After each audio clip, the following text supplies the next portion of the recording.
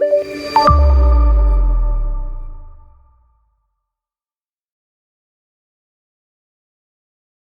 right, all right. Let's get this party started. So, man, Ryan got Ryan in the house. Ryan D. Let's go, my man. Yeah, It's an honor to be here with you. yeah. Thanks, man. It's been a great day. How was the day for you? You know what? It's been phenomenal. Honestly, I didn't really know what to expect. I knew I was coming out here to see the Bryan Dulaney, but coming out here and really getting clear and just focused on knocking out as much content as we've knocked out today, because it's such a critical component of a business. Mhm.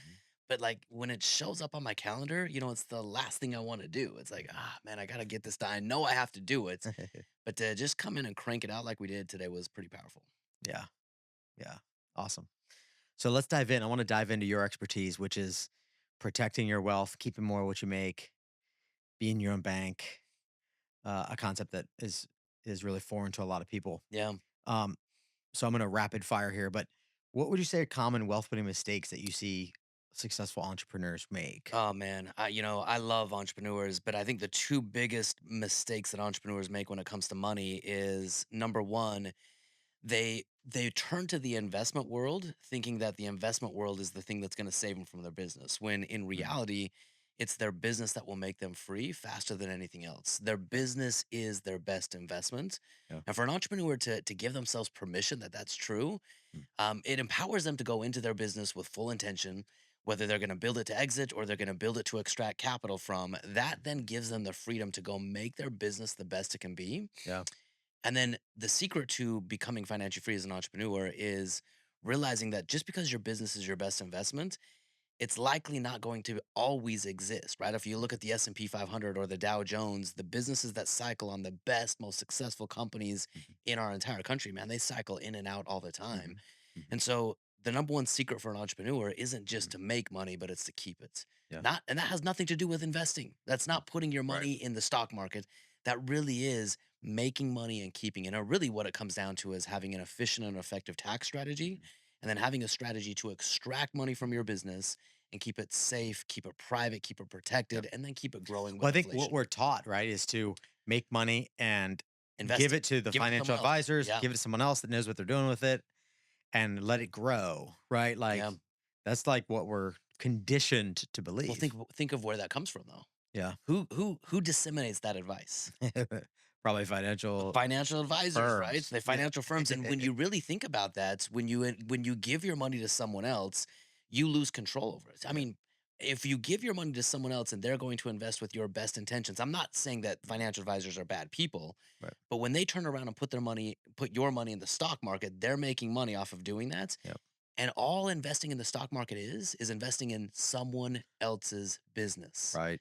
It's crazy when you think about that. When you really That's break it true. down, you're diminishing the value of your business. You're investing in someone else's business, hoping their business is more successful than yours. Yep. And then you have someone in the middle skimming off the top. Whether Yeah. the business makes money or not, they're making money. That's Wall Street. Yeah. When did you first come to this realization for yourself? Oh man, for me, it came in 2008. Like I Mm, thought that the stock market was the way to invest, and I mm, was throwing as much money as I could in the stock market, thinking that I was going to retire early. That was my goal, right? yeah. And I remember in 2008, everything I had done up to that point was dropping, dropping, dropping. My brokerage account, my 401k, my option trading account, everything was dropping. And here were the biggest things. I didn't know why.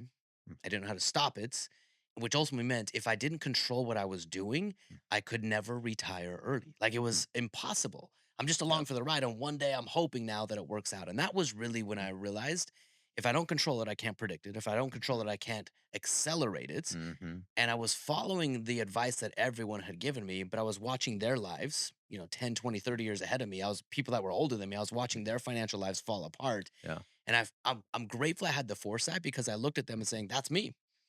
I'm grateful Yeah. that 2008 for me happened, about 5 years into my investing Yeah. journey. But I realized if I keep down this path, I'm going to be in my 50s, in my 60s, Yeah.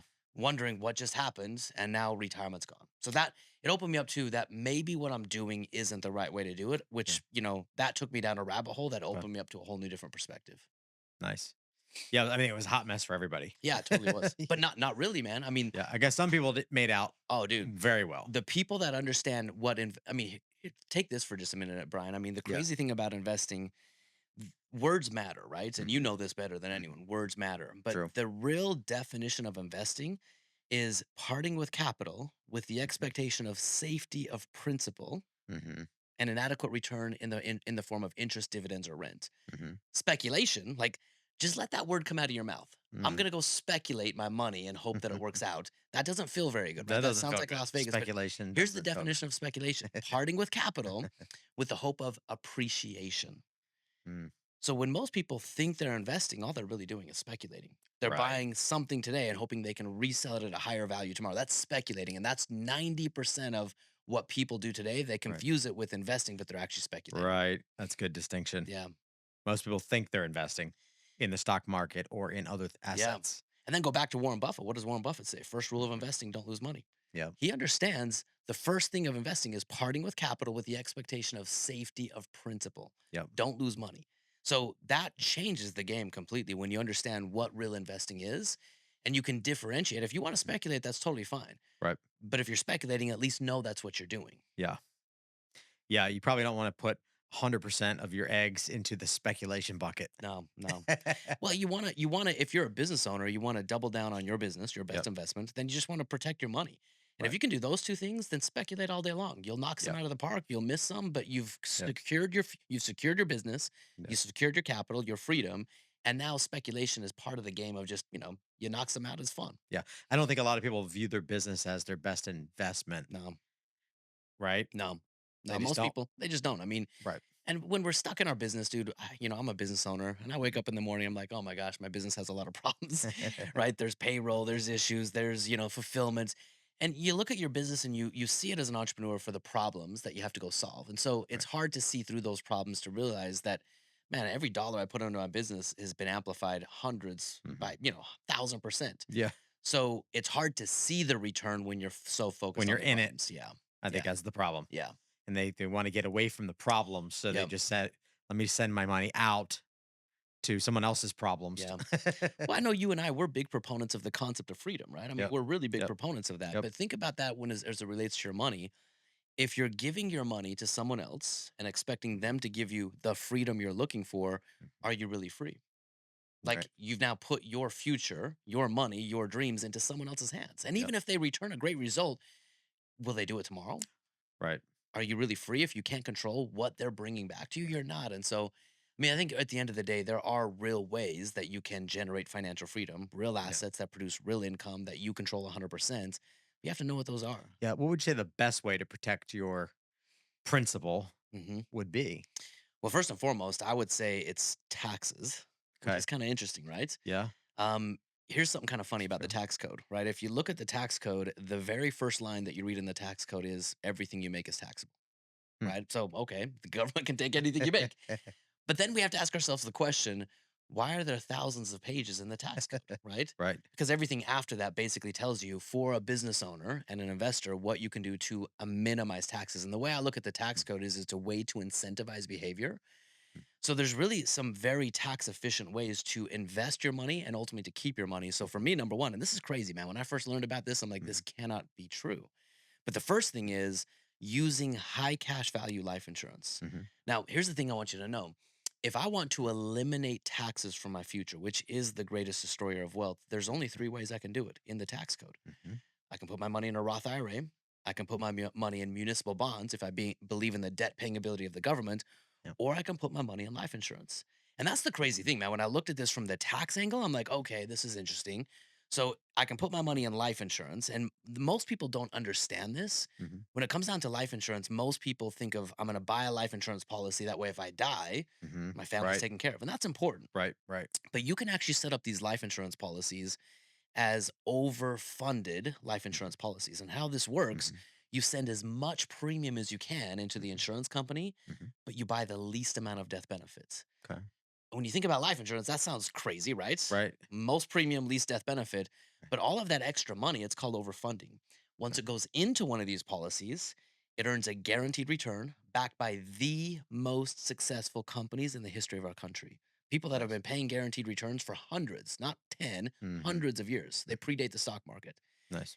It gives you a tax-free return. It's one of only 3 places you can put your money for tax-free. But the biggest Nice. thing for a business owner is this: your money is liquid and it opens up a private Mhm, line of credit. So if I have $200,000 in this mhm, account that I've pulled out of my business mhm, and I truly believe that my business is my best investment, mhm, I can go tap that money in that account as a line of mhm, credit. I'm not taking the money out of the account. It mhm, works just like a line of credit. So mhm, my money still compounds and grows, but I mhm, can then reinvest it back in my business. Or if I don't want to invest in my business, I can invest it in some real estate or something like yeah, that. But the benefit is I now have a place to keep my money. It's safe, mhm, it's private, it's protected, it's growing, it's compounding, mhm, it's tax free, mhm, and it's liquid. And so mhm, when I think about that, that's the best foundation to start mhm, for a business owner. I'm going to mhm, go make as much money as I can in mhm. my business, and then I'm just going to find a way to keep it. Now, can you use your business to fund the life insurance, or is it personal? You can. Yeah. So that Okay, gets one level deeper, and we have to deal with another layer of the tax code. So it all depends on who owns the business and who you're funding the policy on. But yeah, okay, you can do that. okay. Yeah. What do you recommend? I usually recommend doing it individually first Okay. because I want to be the way I think about it. I love my business, but I want to Mhm, pour myself into my business, mhm, but I want to free myself from my business. I want to have right. an outside way to generate income independent of my business. And that way Yeah. I can show up in my business, not because I have to be there, Mhm, but because I want to be there. So I usually mhm, I try to lower my taxes on my active income mhm, using all of the advantages of the tax code in a business owner. mhm, Then once I've paid my taxes once, I want to extract them out of my business, give them to myself personally, put them in a place where I can now grow and compound my mhm, money, but mhm. never, ever, ever pay taxes again. Yeah, because the gains on what you earn from the policy are tax free. All tax free. Right. And here's the crazy part, man. If you want to go a little bit deeper down this rabbit hole, um, the wealthiest individuals, this is where they keep their money. Mhm, Warren Buffett, Bill mhm, Gates, our mhm. politicians, Joe Biden Yep. leaving office here pretty soon, right? Donald Trump. Yep. These guys have millions of dollars in these accounts. Banks, Yep. like we think banks are like super Mhm. smart, sophisticated investors. No, you know where banks keep their money? They have a standing order to buy as much Mhm, whole life. They're the biggest purchasers of mhm, these type of mhm. policies that there are. Yeah. So I think the people who know the game, they understand it's making money and keeping money. If you can Yeah. get those two things figured out, 80% of the game of money is figured out. Yeah. And then investing becomes super easy. Yeah. Yeah, I remember when we first met and we started working together to launch Cash Flow Tactics. Yeah. We sat down, we did a day, we mapped everything out, the funnels, the offers, the ad strategy, like all the things, right? Yep. And the next day we came back. I said, okay, here's what the development's going to cost. Here's the people on the team that I need at the table to build this thing out. Yeah. And you said, okay, well, it's going to take a couple days for me to get you the funds Yeah. because I don't have it in the bank. Yep. I'm like, what do you mean you don't have it in the bank? Like, and he Where do said, you keep yeah, your money? I don't keep it in the bank. Yeah. I was like, well, where do you keep it? Totally. Now, you're being generous in that story because when you told me, "Hey, this is what it's gonna cost," I'm like, "That's a big investment." But I'll be honest with you, dude, that was the biggest investment I'd ever made up to that point in my business. Yeah. But I put my money where my mouth Yeah. was. And what does an investment do? It Mhm. gives you a return, right? And Yeah. over the next several years, as you and I work together, launching cash flow tactics, that investment paid itself off 100 times over. Yeah. But yeah, you're totally right. I mean, I leveraged the line of credit that I built up in my policy.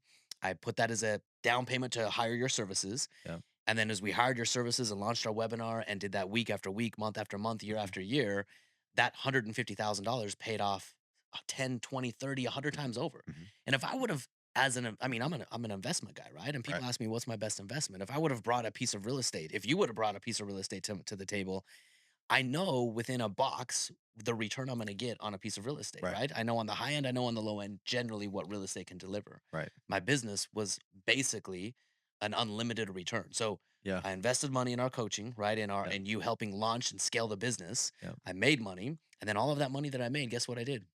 I Yeah. just stored it back up in line. Like Yep. now, dude, my line of credit is I can do. I mean, I wish I could say I could do anything, but I could do just about anything in that because I've stored Right. up so much money in those accounts over the years Right. that now, anytime I want to make an investment, I have a place to draw on it. And the cool thing is, for the last 15 years, that line of credit has been compounding, tax Mhm. free, and I've been able to use it over the last 15 years to do anything and everything I want. Yeah. I think it was awesome too how you use this concept to, even on a family level, Yeah, right? And like taking your family on totally. vacations, right? Yeah, it's been phenomenal, and this is, and I hesitate to say it this way, but I'm going to say it this way. But I have to say that this concept almost saved my marriage to a certain Mm, extent. I'm a very type A goal driven person, right? mhm. And a goal driven person, it's really good to have people like us around because we're Right. always driving. But people like us are a little bit crazy, right? Because where do we live? We live out there. Like, Right. we're gonna go hit that goal, and I'm gonna burn everything down in the process of getting it right. And as the Yep. closer you get to the goal, the more you realize, oh, I could do more. So we just constantly reset it. So we're always Yep. growing and expanding. And I remember one time my wife came to me and she's like, "Hey Ryan, dude, you got a problem." It's not just one time she's done that. She's done that a couple times. But no, she came to me and she's like, "Ryan, you're missing it, man. I mean, you keep chasing this thing of, whatever you're building and it gets bigger and bigger and bigger. And I love it. I'm so proud of you. But like your family is growing up right here, Yeah. right in front of your face." And Mm, I knew it. I knew it. And it's something I have to remind myself of mm, constantly to be present. mhm, But for me, I had a hard time thinking, okay, look, I'm going to spend money on a mhm, vacation. mm. It felt like an expense. Right. And I remember we opened up a policy, and we still to this day we call it the fun policy. It's on Bethany. She controls it 100%, and the only thing that that policy can be used for is to fund lifestyle, vacations. We put a movie theater in our house a couple years ago. Oh, you saw the movie Yeah. theater. Like we did all these things with it, but we use it as a way to invest in our family today. But the cool Nice. thing is it's going to create and already is creating generational wealth. That Yeah. money is money that I would have spent, but Right. now I'm investing it in a lifestyle, in Mm, relationships, in fun family adventures. But at the same time, I'm investing it in our family future because it's right. compounding and growing. So now I can leverage the policy, pay for a vacation today, have a phenomenal time, replenish my line of credit just as if Mhm, I was saving for my next family mhm. vacation, and do it over and over and over. And when we first started that, it was a couple $1,000s. Yeah. But now there's hundreds of thousands of dollars in there. And ultimately, that's given us permission. We're going to take our kids to Switzerland this year, Nice.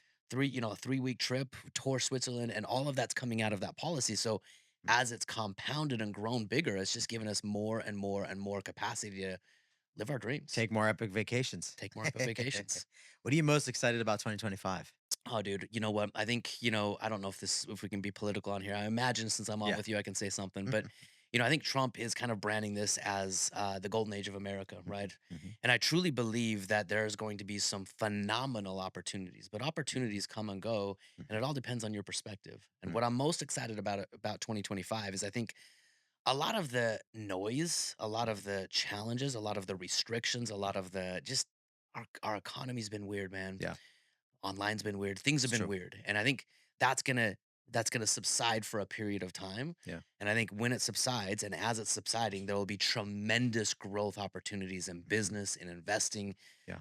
And I'm really, really excited for me personally, but I'm even more excited for the people I get an opportunity to lead Yeah. to help them see the opportunity and seize it. One of the Yeah. things people talk to me about all the time, I invest in real estate, and I mean, I didn't do this like in an intentional way. I just started investing in 2009. Yeah. That's when I started, right? 2008, stock market crashed. If that's not going to work, I'm going to get into real Mhm, estate. And we bought property back then for pennies on the dollar. mhm. And people always come in, they're like, "Oh, I wish I would have started when." I Right. think this is one of those times when if you're intentional Yep. and you take action, I think there's going to be a window of time, a year, Yep. maybe two, maybe four, but Yep. there's going to be a window of time when if you solidify and really double down on investing right, Yep. you can set yourself up forever. For sure. Yeah, Yeah. I foresee that as well. yeah. Awesome. Well, where can people learn about you, follow you, connect with you? My man, here's the thing. For me, I help people with money, and the Yeah. first step in what I do is I help people get their money off Wall Street. So, Mhm. best way to do it is go to Wealth Outside of Wall Streets. Nice. We're on Facebook, we're on YouTube, or check me out on the podcast. We help people implement a passive income machine, which includes life insurance and real estate. So you can go check out passiveincomemachine.com as well. Awesome. Yeah, Well, man. thanks, Ryan. Heck yeah, Great to Brian. have you. Appreciate you, my man.